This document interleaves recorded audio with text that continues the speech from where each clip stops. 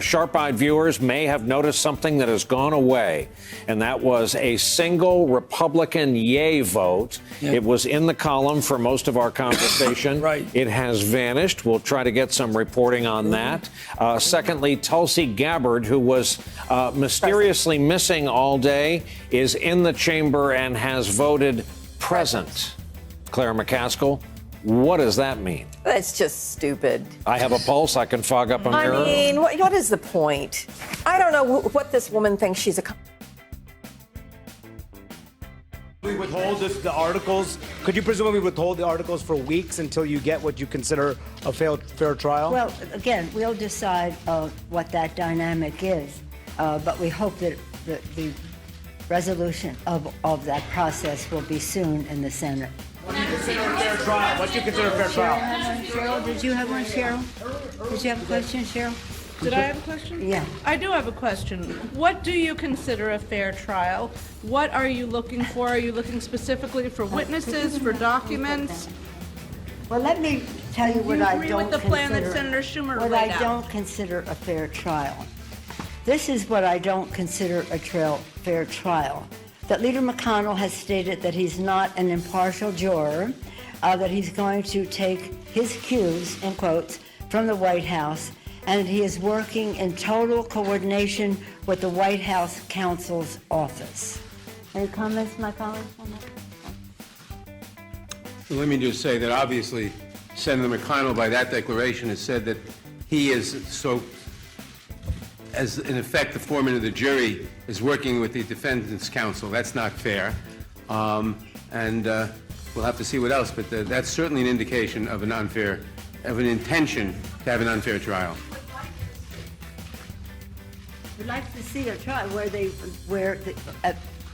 look, it's up to the senators to make their own decision, working together, hopefully in recognition of their witnesses that the president withheld from us, their documents that the president withheld from us, and we would hope that that information would be available in a trial to go to the next step, because that's another level in terms of conviction in terms of this. But right now, the president is impeached. Have you never sent the articles? Is it possible you would never send the articles over? We're not having that discussion. We have done what we have set out to do. The House has acted on a very sad day to protect and defend the Constitution of the United States, to do so in a manner that was fair, even though the other side was mischaracterizing it. Nonetheless, it was fair and appropriate and urgent. So we will make our decision as to when we're going to send it when we see what they're doing on the Senate side, but that's a decision that we will make jointly.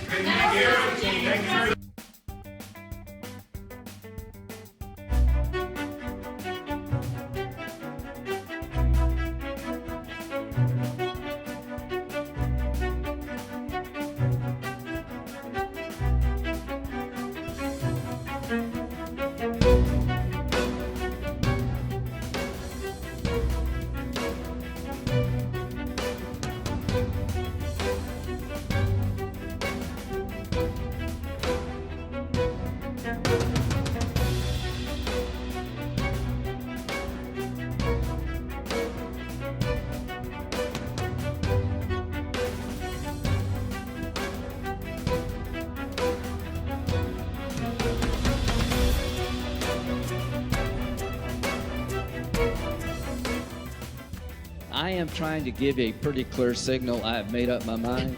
I'm not I trying wasn't to in any pretend doubt to be at this a point. fair juror here. Everything I do during this, I'm coordinating with White House counsel. There will be no difference between the president's position and our position.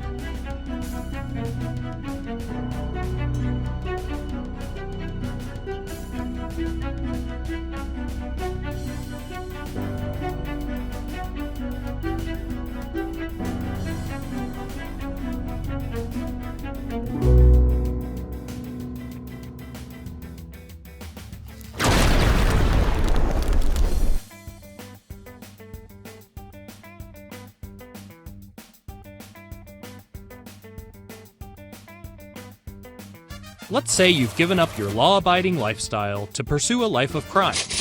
You've just made your first big score, perhaps from selling drugs, taking a bribe, or other corrupt acts.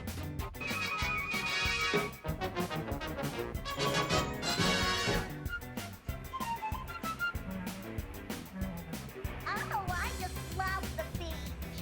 Come on, Popeye, what's keeping you? Blanking some vitamins, best cakes and sandwiches. Squeezed lemon juice, 1 cup of brown sugar, 2 tablespoons of cornstarch, which will act as a thickening agent, half a teaspoon of ground cinnamon, a 1/4 teaspoon of ground nutmeg, and just a pinch of salt. Toss this all together. Stir until all of those individual ingredients are mixed in, and you'll notice some of the peaches are breaking up. That's totally okay. Then we're gonna set this aside. Next, we're gonna move on to making our pie crust. You can either do this by hand with a pastry cutter, or today I'm gonna do it in the food processor, which let me tell you, it's a lot easier. You'll need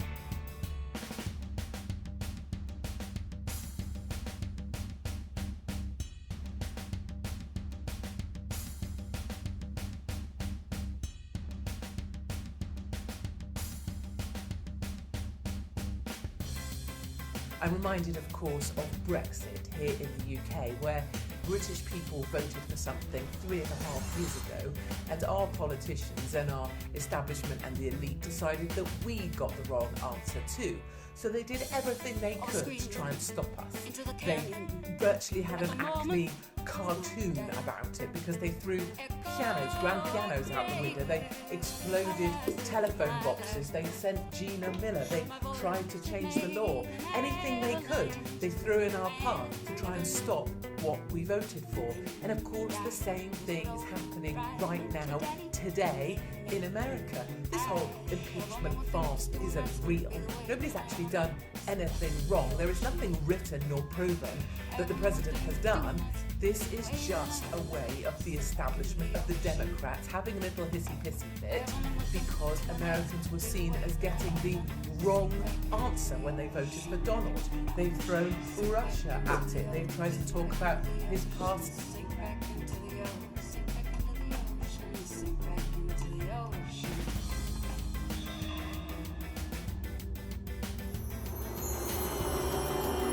Sexual infidelity. They will throw anything they can at this thing. But ultimately, you know what? The parallel with Britain is still true. We went back to the polling booths on the 12th of December. We have got Boris back, and we are going to make Brexit happen because the voice of the people shouts louder than the nonsense of the other side. And this will be true in America too. When it comes to vote, great Americans, blue-collar America, Rust Belt America will get out and they will shout once more for President Donald J. Trump. Do not lose heart. Keep the faith. The British people waited 3.5 years to get Brexit, and we're going to get it in a month's time. You have to just persevere through this time. Know that the Democrats know that they can only lose, and so now they're going to go out in a ball of fire, dress in black. All you want, Nancy Pelosi, all you are doing is walking your party to its own funeral, and I don't plan to attend.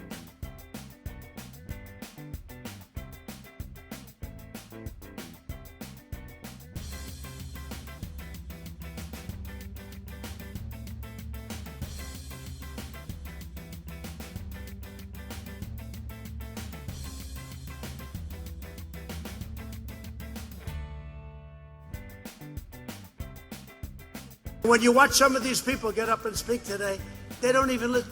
Oh, you have violated the Constitution. Well, what has he done wrong? Well, we don't know that. They don't even have any crime. This is the first impeachment where there's no crime. I say, tell me what I did, please. Well, we don't know. You violated the Constitution. You had Turley, who's smart, Alan Dershowitz, these guys, all of them.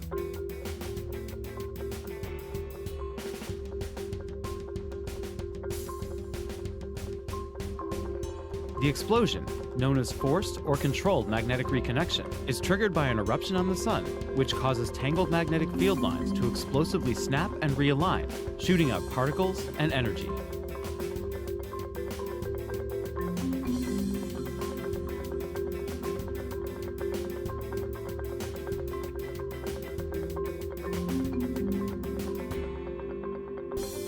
The forced reconnection event was clearly visible when the scientists used observations from NASA's Solar Dynamics Observatory to look at a wavelength of light showing plasma heated to 6 million degrees.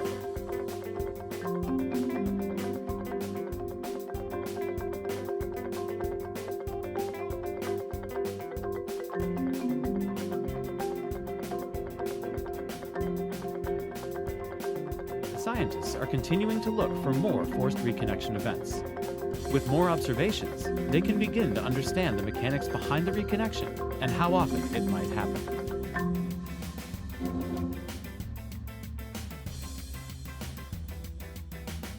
They say there's no crime. There's no crime, right? There's no crime. I'm the first person to ever get impeached and there's no crime. I feel guilty. You know what they call it? Impeachment light. It's impeachment light. That's why, you know, with Richard Nixon, I just see it as a very dark era. Very dark, very, you don't even like to think. I don't know about you, but I'm having a good time. It's crazy.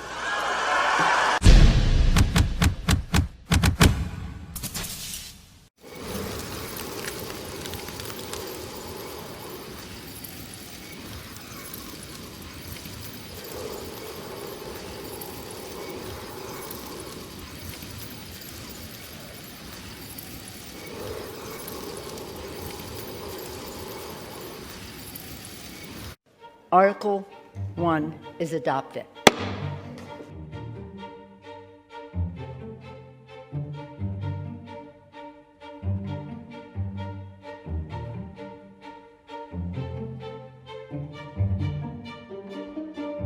By the way, it doesn't really feel like we're being impeached, do you? Uphold my oath to Constitution. Body of evidence is weak and woefully.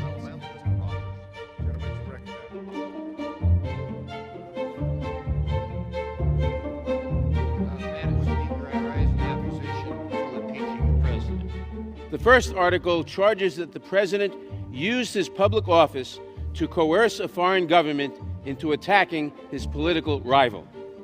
The second article charges that the president took extreme and unprecedented steps to obstruct our investigation into his conduct.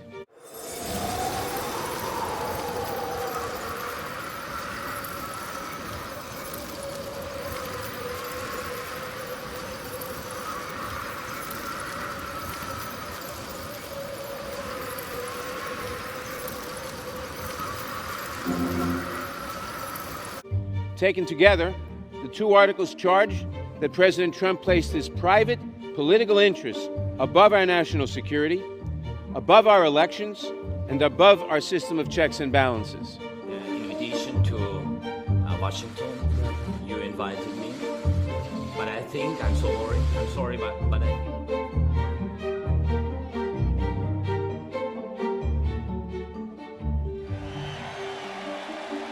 Global one.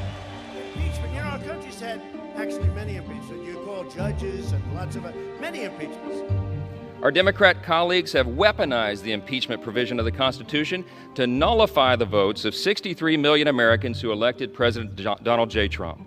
This is not about a phone call or Ukraine or even his use of the executive privilege. You have to remember that 95 of the Democrats on this floor today voted to impeach Donald Trump before the July 25th phone call ever happened between President Trump and President Zelensky.